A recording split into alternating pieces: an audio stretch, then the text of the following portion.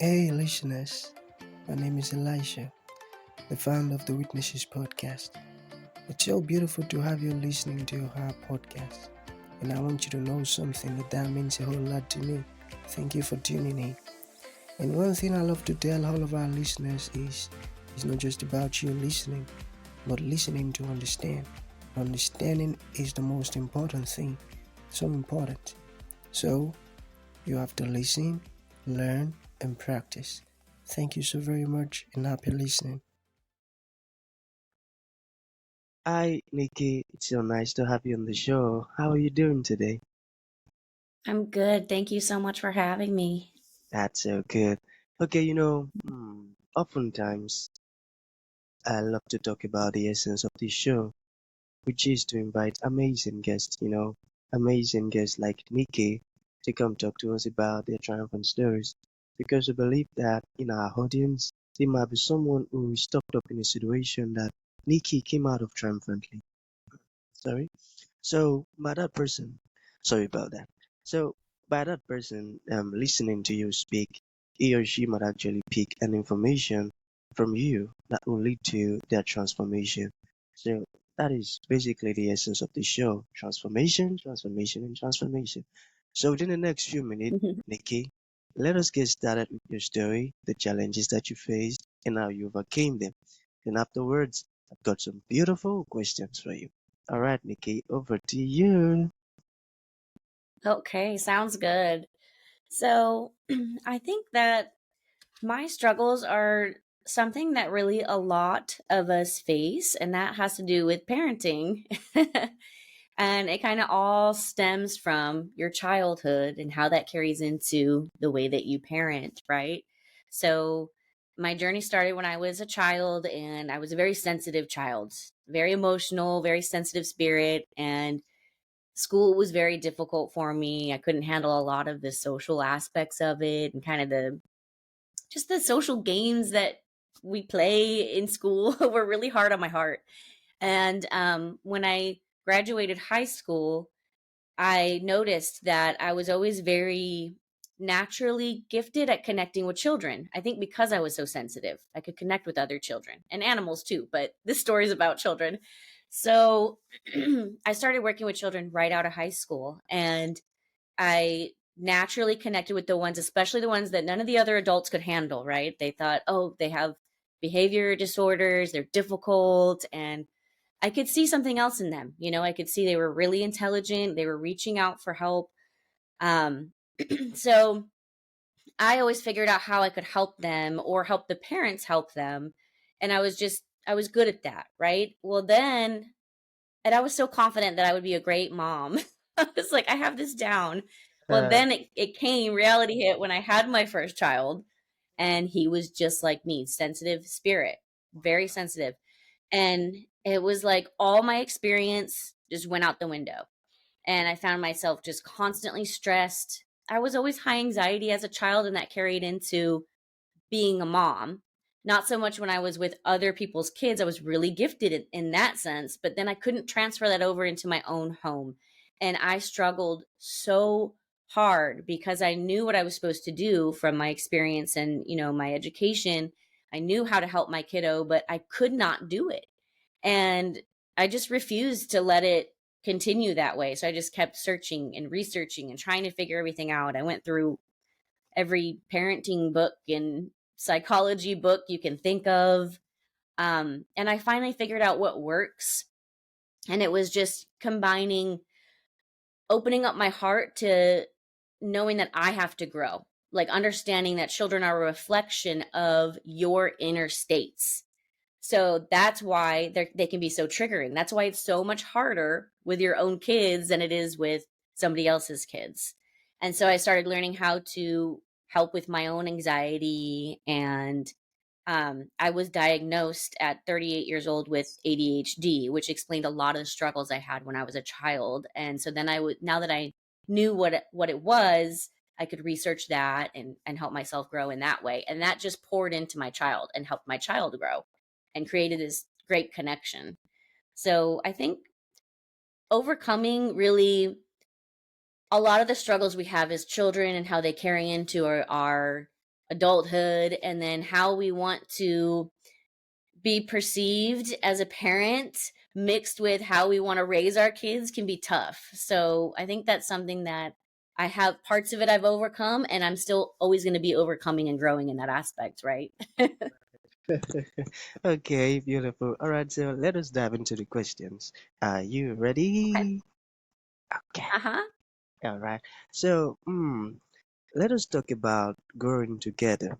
All right. Can you talk to us about the developmental skills for moms and kids? I think there are about 12 Yes. of them. Can you talk to us about Yes. some of them? Yeah. So the way that I was able to help myself stay grounded and grow with my kiddo, because we're on this path together, we're a reflection of each other, right? Was okay, clearly I'm lacking some skills that I never learned as a child.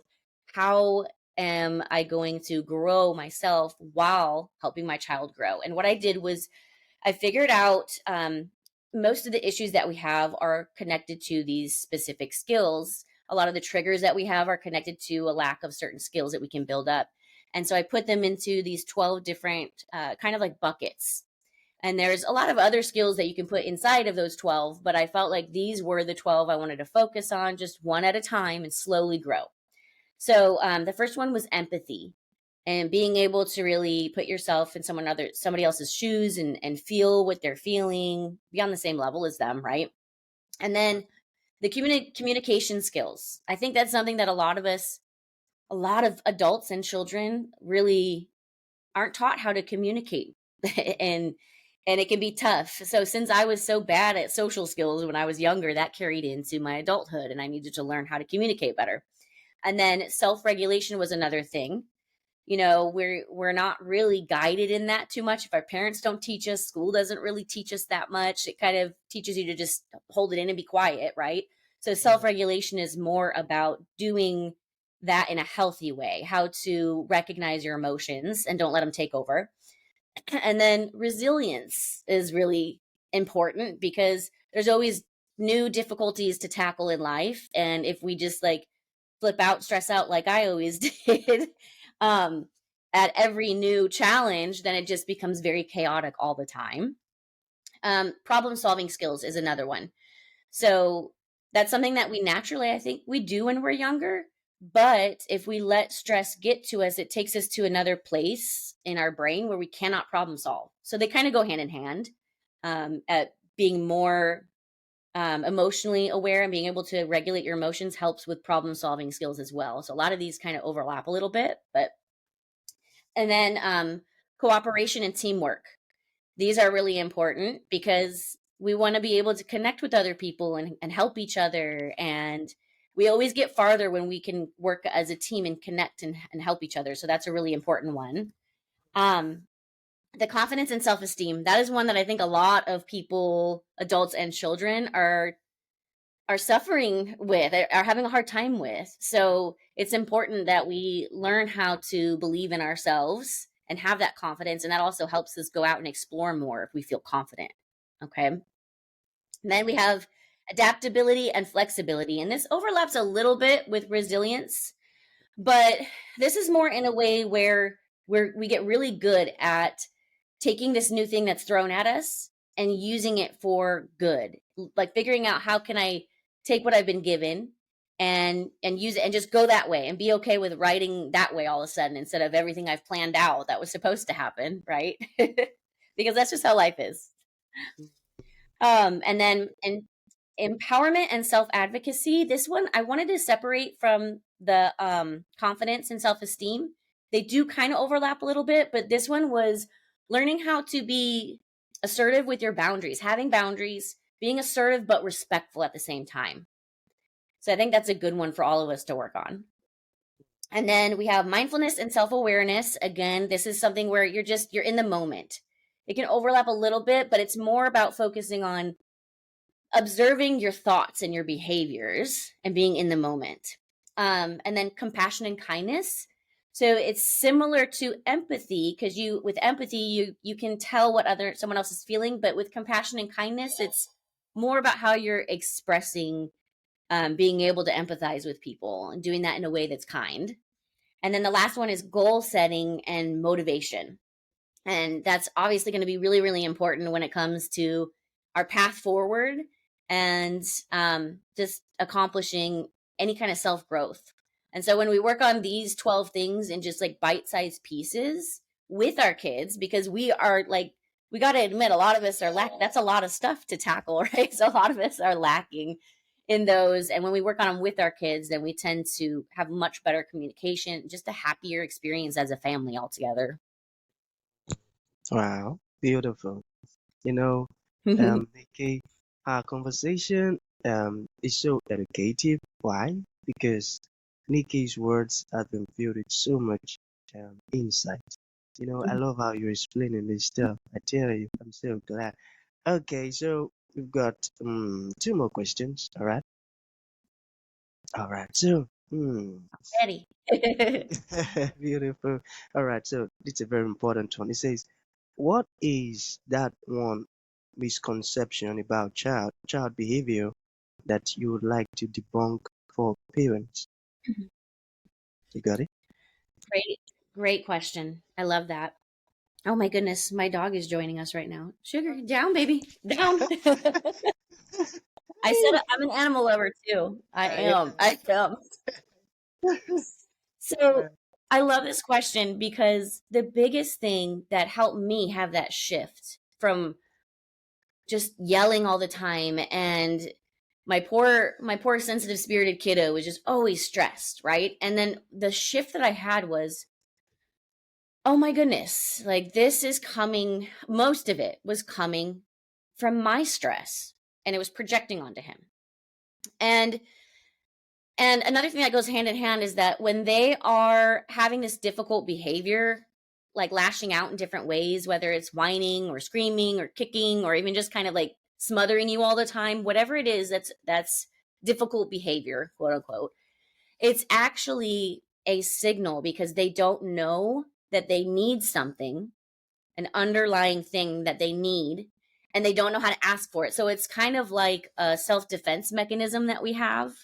So they're not trying to be, there's different terms that a lot of parents will use when they're talking to me. They'll say ungrateful or bratty or disrespectful. They're not trying to be this way and they don't really know those concepts. So they're not wanting to hurt you or be bad, right? They are just trying to tell you, hey, I need help and I don't know how to ask for it. And this is what comes out, right? So this helps. It helped me and it helps other parents that I've worked with shift their mindset to, instead of reacting to that behavior, they're like, oh my gosh, what do they need? Let's dig deeper, right? And to ask themselves, is there anything coming from me that might be triggering that behavior in them? Okay, so can you share? Definitely. Okay, so I've worked with a lot of parents before I became a coach online to help kind of expand who I can reach. Most of the parents that I helped were of the children I was working with. So they didn't come to me directly saying, I need help, but I watched their kids, I took care of their kids, and then I helped them when I saw things pop up, right? So I have a lot of success stories through that. And one of the biggest ones is that I had a kiddo that was having accidents when it comes to potty training, tons of accidents, and they would go potty by themselves perfectly fine for a couple of weeks straight or a few weeks straight, and then they would regress and they would not go use the bathroom anymore, and they kept having accidents all the time. And they were also refusing to eat all the time. And these are two really big issues, right? And it was really scaring the mom. So what I helped her do is, when it comes to going to the bathroom and eating, these are two things that a child instinctively knows you cannot force them. It's something you can't control as a parent. So what that tells me is that maybe this child needs a little bit more help feeling one of their core needs. So there's a core need of connection, a core need of safety, and then a core need of autonomy. So maybe this child needs more sense of autonomy and needs to be given more choices that are age appropriate so that they don't try to control things that they shouldn't be, trying to control when it comes to going to the bathroom and when it comes to eating. So what we did is we made a plan for mom to, throughout the day, give her this or that choices as many times as she could. She gave her daughter so many choices so when they woke up, do you want this for breakfast or that for breakfast? And the child chose. And then for getting dressed, do you want to wear this shirt or that shirt? So they're very easy choices, and mom's okay with both of them. But it made her daughter feel empowered, like what she does makes a difference in the world. And that's something that we all need to have as just human beings in general. So that started gradually allowing her to release this need to control the two things she knew she could control that mom couldn't, which was going to the bathroom and eating. And it completely changed the family life. So she was potty trained within 1 week. And then she was, of course, since she was getting to choose between two things when it came to food, she was starting to try new things even, and decided to pick the thing that she wasn't used to and explore with food. So it just completely transformed the home life for them. Wow, wow, that's a beautiful one. I love that. Okay, so Nikki, in conclusion, let's say there is a piece of advice you like to give to the audience. What would that be? And let's say there are some ones listening now that would like to reach out to you, learn more about what you do. How can that be possible? Okay. So I would say my biggest bit of advice for parents in general is that you are not alone, and everything you're feeling is normal, and we all feel the same. You're doing a great job. I just want to say that because that's how most parents come to me, just feeling so guilty and like they're doing horrible things, but you're not. You're doing an amazing job. There's just new understandings that no one has taught you yet. So I think that on my website, it's called preschoolparentingpanic.com.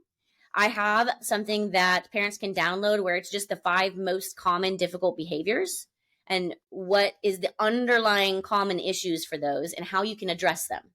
And that can really help with the parenting stress and help you to understand that you're doing great. You're not doing anything wrong. So I think that would be great for them to download, and it's free. Okay, all right. So that's going to be the end of the show, Nikki. Thank you so very much for your time. And thank you for honoring the invite. It really means a whole lot. Thank you. Thank you, Elijah. Thank you for tuning in to this incredible episode. Your support means the world to us, and we truly value you. We look forward to having you join us for the next episode. If you enjoyed what you heard, please consider rating and reviewing us on Apple Podcasts. Your feedback is greatly appreciated.